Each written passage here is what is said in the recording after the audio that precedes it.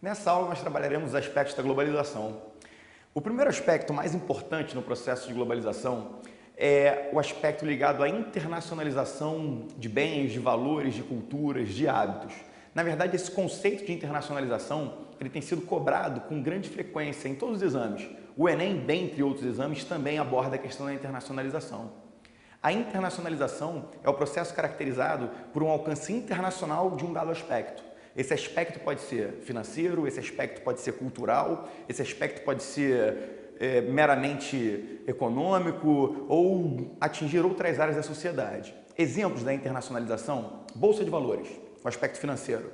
Na Bolsa de Valores existe uma internacionalização de dados, de informações que determinam a valorização ou desvalorização de uma empresa. Outro aspecto da internacionalização: redes sociais. Orkut, Twitter, Facebook, MSN são redes que possibilitam a internacionalização de integrações, de socializações. Então, basicamente, a internacionalização é a integração em escala global, internacional, de qualquer aspecto. Dentro do processo de internacionalização, o aspecto mais importante é a hegemonia do capital financeiro. O capital financeiro é hoje quem dita as regras na economia mundial. Tendo em vista a atuação do capital financeiro, nós deduzimos as crises, por exemplo, 2008, 2007 imobiliária nos Estados Unidos, 2008 a crise financeira internacional que se alastrou para 2009. Então, na verdade, a hegemonia do capital financeiro é a principal característica do processo de internacionalização, que, por sua vez, é a principal característica do processo de globalização. A globalização, portanto, é marcada pela internacionalização. E a internacionalização marcada pela hegemonia do capital financeiro. As instituições financeiras realizam empréstimos tanto para estados quanto para empresas.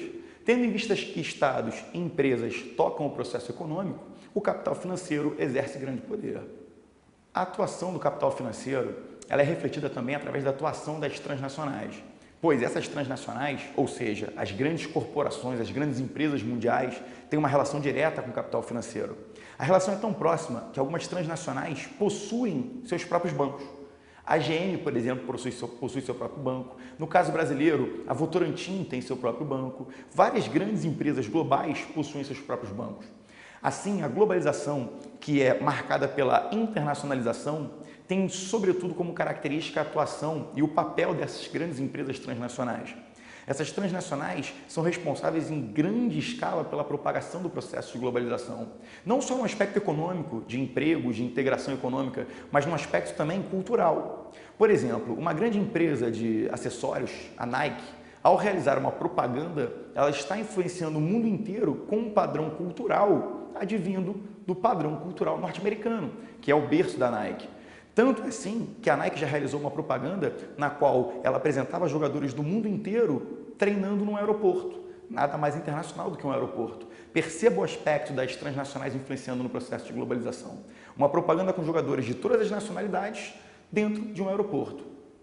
Essas empresas transnacionais que atuam internacionalmente, elas, vez ou outra, encontram alguns obstáculos. Por exemplo, um bloco econômico que levante barreiras para alguns produtos. Vamos imaginar a União Europeia, por exemplo.